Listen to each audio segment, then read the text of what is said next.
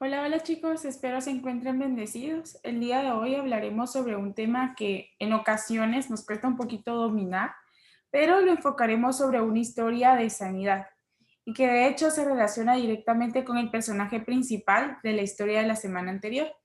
El tema elegido para este día ha sido Naamán, el orgullo y algo más. Para iniciar con la clase, pues quisiera que leyésemos Segunda de Reyes 5:1 que nos dice, Naamán, general del ejército del rey de Siria, era varón grande delante de su señor y lo tenía en alta estima, porque por medio de él había dado Jehová salvación a Siria. Era este hombre valeroso en extremo, pero leproso. Bien, como ya habrán todos notado, en este versículo se nos da a conocer cómo era este hombre. Así que iniciaremos por el cargo que ocupaba, pues era un hombre importante para Siria. Gracias a él había llegado técnicamente la salvación. Por supuesto, él era el instrumento, puesto que Jehová es quien decide cómo se desarrollan todas las cosas. Y bueno, entonces este era un general del ejército. Podríamos decir que era como el comandante en jefe del ejército de Siria o bien quien estaba a cargo de este ejército. Así que definitivamente era un hombre muy estratégico que iba delante de su enemigo. En astucia, era sutil y sagaz en su actuar. Y era, según la palabra, un hombre altamente importante para el pueblo y estimado por su señor, que vendría siendo el rey de Siria. Sin embargo, podemos ver que no todo era perfecto en la vida de Naamán, pues creció en importancia y era exitoso, pero estaba enfermo. Este padecía de lepra. Y como bien sabemos, esta era una enfermedad que dañaba la piel y los nervios de quien la poseía, que aunque actualmente podría ser una enfermedad, crónica curable, es decir, que ya existen métodos que permiten que ésta sea tratada y finalmente curada. En el pasado esto no era así, era una enfermedad cuya cura o tratamiento eran desconocido y como consecuencia debía ser aislado de la sociedad en muchos casos. Ok, ahora todos sabemos quién era Naamán, pero ¿qué pasará con él? Bueno, continuemos con la lectura en los versículos 2 al 5. Y de Siria habían salido bandas armadas y habían llevado cautiva de la tierra de Israel a una muchacha, la cual servía a la mujer de Naamán. Esta dijo a su señora, si rogase mi señor al profeta que está en Samaria, él lo sanaría de su lepra. Entrando Naamán a su señor, pues le relató diciendo así, y así ha dicho una muchacha que es de la tierra de Israel. Y le dijo el rey de Siria, anda, ve y yo enviaré cartas al rey de Israel. Ok, recuerdan que el tema incluye al final la frase y algo más. Bueno, antes de continuar con la historia, quiero comentarles que ese algo más abarcará dos lecciones más que aunque no se relacionan directamente con Naamán, las aprenderemos de dos personajes que aparecen en esta misma historia. Y bueno, la primera de estas dos es sobre el perdón y la humildad a pesar de las circunstancias. Pues si prestamos atención a las circunstancias que llevaron a aquella muchacha a servir a la mujer de Naamán, son desgarradoras, pues ella no estaba trabajando en aquel lugar por convicción o deseo propio, sino porque fue llevada cautiva, es decir, que era esclava o bien que carecía de libertad en aquel lugar. Y como bien habrás ya entendido, esta mujer era de Israel. Y a pesar de que quizá cualquier otra bajo su situación habría estado molesta, rencorosa, ella no guardaba rencor y al darse cuenta de la situación de su patrón, no dudó en comentarle a su señora sobre el profeta que podría sanar la lepra de aquel hombre con el poder que Dios le había concedido. De igual manera, la mujer de Naamán no dudó en comentarle aquella noticia tan intrigante que le había dado su sierva. Y Naamán, como era de esperarse, ansioso, por ser curado, le comentó al rey, quien le tenía en alta estima, y como era de esperarse, accedió a que aquel hombre se dirigiera a Israel en busca del profeta. Tratando de agilizar el proceso utilizando sus influencias, envió carta al rey de Israel. Pero veamos lo que sucede ahora en los versículos 5 al 6 de la misma lectura. Salió pues él, llevando consigo 10 talentos de plata y 6,000 piezas de oro y 10 mudadas o 10 mudas de vestido. Tomó también cartas para el rey de Israel que decían así: cuando lleguen a ti estas cartas, sabe por ellas que yo envío a ti mi siervo Naamán para que lo sanes de su lepra. Dada la luz verde del rey aprobando el viaje a Naamán hacia Israel, se evidenciaba el deseo de Naamán por dar todo lo que estuviese a su alcance dar a fin de ser sano. El detalle es que, como ya lo hemos leído, él técnicamente pretendía ir y comprar su sanidad. Sin embargo, no había entendido que la misericordia de Dios no puede ser comprada, sino que se recibe por gracia. Pero sobre esto, bueno, lo entenderemos mejor un poco más adelante. Mientras tanto, ¿recuerdan lo que decía la carta del rey de Siria? ¿Cómo la tomaría el rey de Israel? Bien, para saberlo, veamos lo que sucede con ellas en los versículos 7 al 8 de la misma lectura. Luego que el rey de Israel leyó las cartas, rasgó sus vestidos y dijo: ¿soy yo Dios que mate y dé vida, para que éste envíe a mí a que sane un hombre de su lepra? Considerad ahora y ved cómo busca ocasión contra mí. Cuando Eliseo, el varón de Dios, oyó que el rey de Israel había rasgado sus vestidos, envió a decir al rey: ¿por qué has rasgado tus vestidos? Venga ahora a mí y sabrá que hay profeta en Israel. Como queda evidenciado luego de lo que hemos leído hace un momento, la reacción del rey de Israel no fue buena en relación a la carta, pues es claro que él no era el profeta, por tanto no poseía ningún tipo de poder sobrenatural que procediera de Dios. Es por ello que él indica: ¿acaso soy yo Dios? Era notoria su preocupación, pues sentía que aquel rey no hacía más que tentarle. Sin embargo, el hecho de que el rey rasgase sus vestidos llegó a oídos de Eliseo. Recuerdan que sobre él recayó una doble porción del espíritu que habitaba en Elías. Así que este poseía todo el respaldo de Dios. Así que él, sin dudar, pide que se le indique a aquel hombre que se presente ante Eliseo para que el nombre de Dios sea exaltado, pues sabría aquel hombre que efectivamente existía profeta en Israel y profeta del único y verdadero Dios. Continuemos la historia en los versículos 9 al 12. Y vino Naamán con sus caballos y con su carro y se paró a las puertas de la casa de Eliseo. Entonces Eliseo le envió un mensajero diciendo: ve y lávate 7 veces en el Jordán, y tu carne se te restaurará y serás limpio. Y Naamán se fue enojado, diciendo: he aquí, yo decía para mí, saldrá él luego y estando en pie, invocará el nombre de Jehová su Dios y alzará su mano y tocará el lugar y sanará la lepra.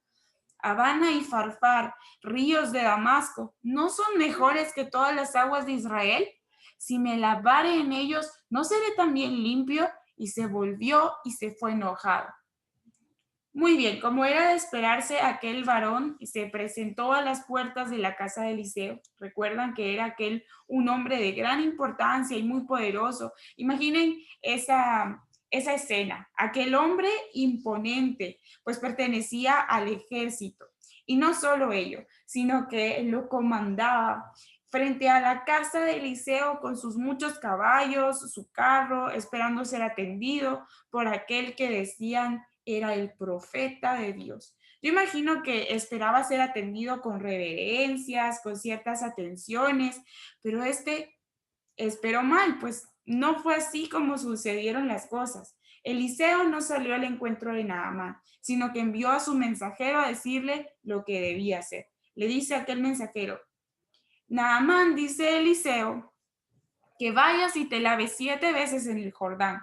Imagino a Naamán pensando después del mensaje recibido, y eso es todo. Algo así como viajé desde Siria hasta aquí para que ni siquiera saliese a recibirme. Evidentemente que el hombre se molestó. De hecho, la Biblia nos dice lo que expresó en aquel momento. Es que, según lo veo, Naamán ya se había formado toda una película de cómo sería exactamente aquel momento.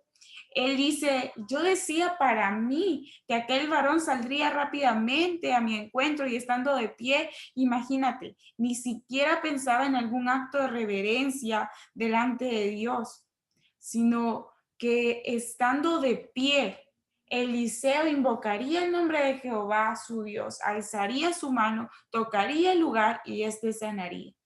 Pero Dios conocía el corazón de Naamán y no quiso que pasase de este modo, pues él tenía otras formas de magnificar su poder. Así que le envía a sumergirse a aquel río y este menosprecia el Jordán e inclusive le compara con otros ríos, denotando que aquellos eran más limpios que este. Y no solo menosprecia al Jordán, sino a todas las aguas de Israel. Y este dice, según la Biblia, que se fue de aquel lugar enojado. Y bueno, creo que no estaría de más mencionar que inclusive Jesús se había bautizado en el Jordán. Así que sí, desde mi punto de vista, el Jordán tenía algo especial. Pues recuerdan, en aquel lugar también fue arrebatado Elías. Sin embargo, Naamán en aquel momento no lo comprendía. Y es aquí donde sale a relucir el orgullo que poseía el corazón de Naamán. Pues él decía, ¿cómo iré a sumergirme en esas aguas? Dando a entender si soy un hombre importante, alguien con poder. Creo que de alguna manera lo veía como una humillación, en especial por el hecho de que Eliseo no salió a su encuentro. Él esperaba más y no lo obtuvo. Pero, ¿qué sucedería con él? ¿Se sumergiría o regresaría a Siria tal como había llegado, enfermo y con su orgullo? Bueno, veamos los versículos 13 al 14. Mas sus criados se le acercaron y le hablaron diciendo, Padre mío, si el profeta te mandara alguna gran cosa, ¿no la harías? Cuanto más diciéndote, lávate y serás limpio. Él entonces descendió y se zambulló 7 veces en el Jordán, conforme a la palabra del varón de Dios, y su carne se volvió como la carne de un niño y quedó limpio. Vemos en este caso cómo Dios utiliza al sencillo y humilde para guiar a quien se creía importante para el hombre, pues el orgullo de Naamán lo estaba cegando, a tal punto de que estaba a nada de regresar a Siria tal cual había llegado, solo con un sinfín de cansancio por el largo recorrido, solo porque las cosas no habían sucedido en la forma en que él esperaba que sucedieran. En ese momento Naamán estaba técnicamente condicionando a Dios, pero él debía entender que no podía ser de ese modo. Así que aquellos siervos que le acompañaban le aconsejaron de una manera muy sabia, haciéndole entender que si aquel profeta le hubiese salido al encuentro y le hubiese pedido algo mucho más complicado, él seguramente habría hecho lo posible por hacerlo. Y entonces, ¿por qué no habría de intentarlo si únicamente debía sumergirse 7 veces y además ya estaba en el lugar? Así que, ¿qué perdería con intentarlo? Así que aquel hombre no lo pensó más y accedió. Me imagino aquel momento en que zambullida tras zambullida él esperaba verse sano, pero no fue así hasta después de la séptima zambullida. Y no solo fue sano, sino que dice la palabra que su carne fue entonces como la de un niño. ¿Se imaginan esa piel súper suavecita, totalmente limpia? Ese fue el milagro de Dios en la vida de Naamán. Pero, ok, fue sano y todo quedó allí. Pues no, veamos los versículos 15 al 19. ¿Qué nos dicen?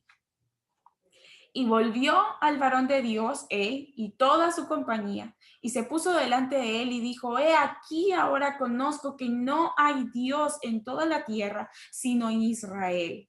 Te ruego que recibas algún presente de tu siervo. Mas él dijo, vive Jehová, en cuya presencia estoy, que no lo aceptaré. Y le instaba que aceptara alguna cosa, pero él no quiso. Entonces Naamán dijo, te ruego pues, de esta tierra no se dará a tu siervo la carga de un par de mulas, porque de aquí en adelante tu siervo no sacrificará holocausto ni ofrecerá sacrificio a otros dioses, sino a Jehová.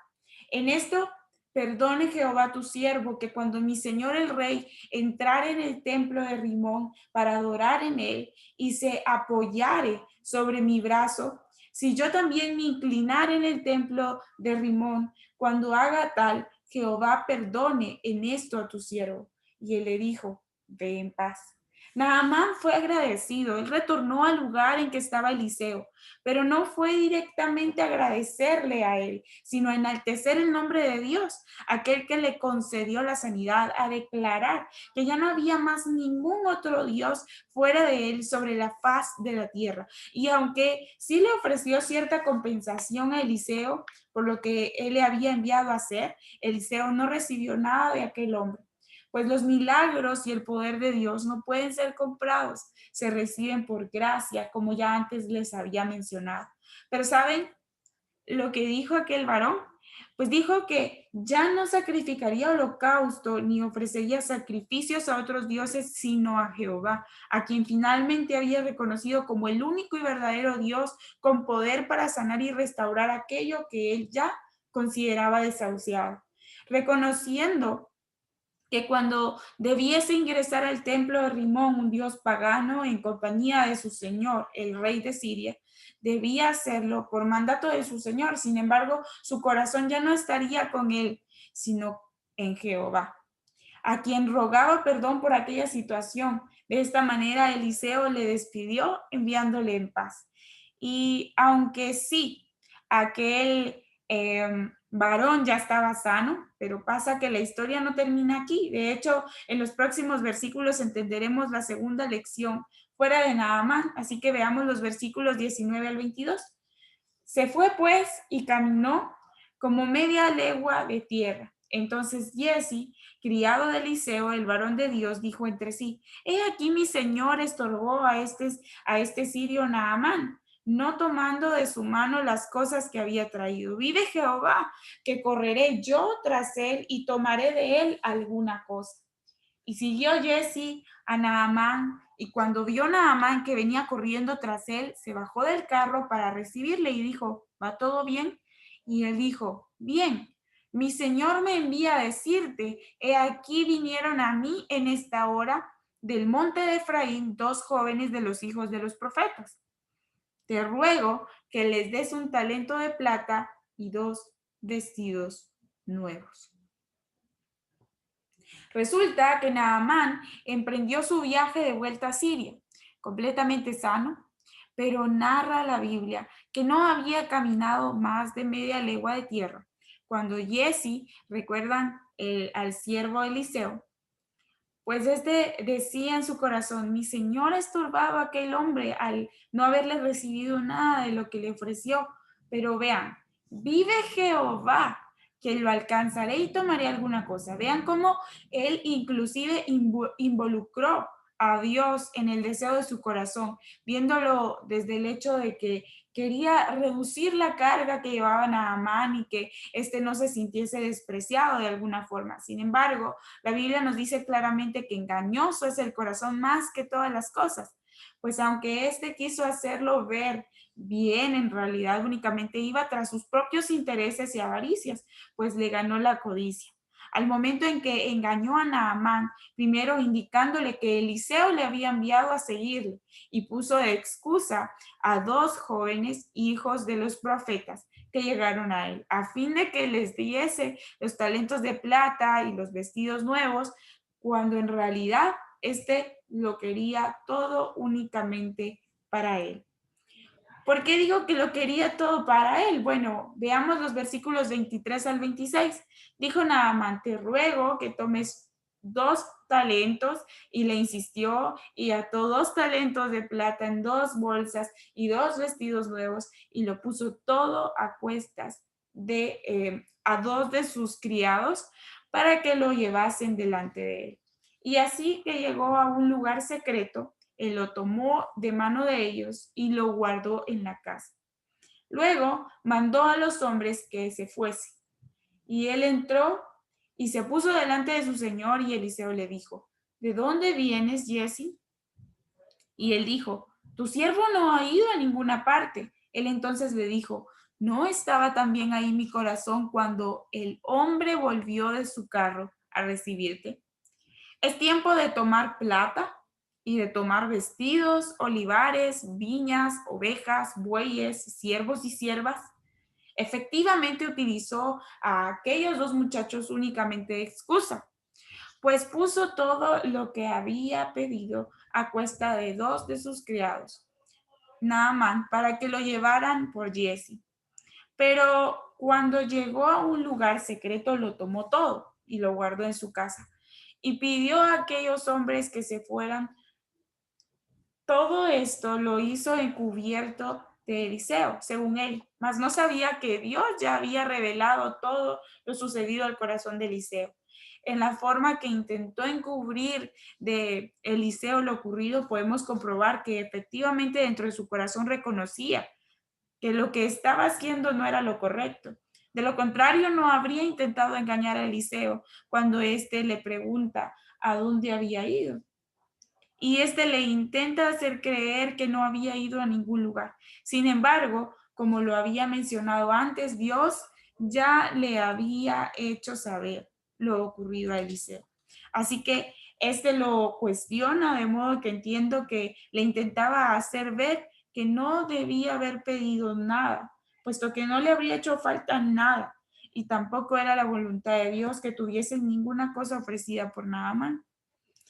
De acuerdo, pero esto simplemente pasaría o tendría alguna consecuencia. Bueno, veamos el versículo 27 de la lectura.